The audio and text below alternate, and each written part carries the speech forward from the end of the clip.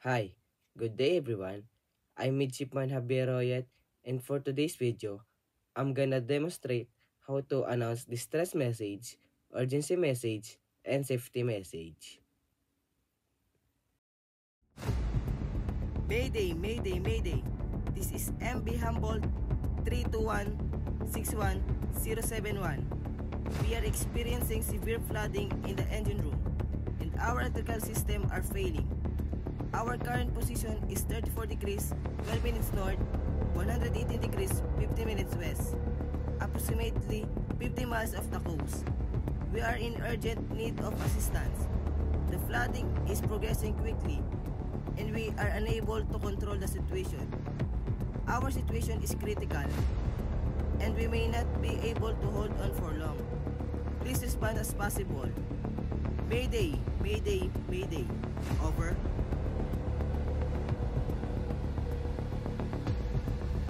Pan.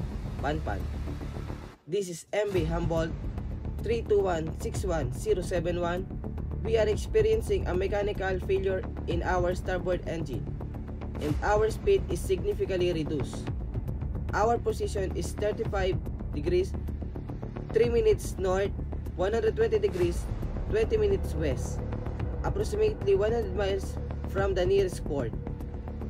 We are not in immediate danger but require assistance to proceed safely.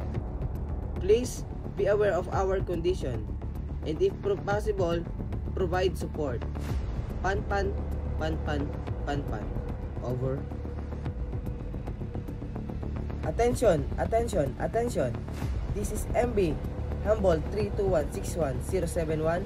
We have encountered a severe storm with high winds and rough seas near our location. The current conditions are hazardous. Our position is 36 degrees and 1 degree minute north, 122 degrees and 30 minutes west, in the vicinity of the northern coastline. For your safety, please avoid the area and proceed with caution if traveling nearby. We will continue to monitor the weather and report further updates. Please stay alert and adhere to safety protocols. Safety message. Over.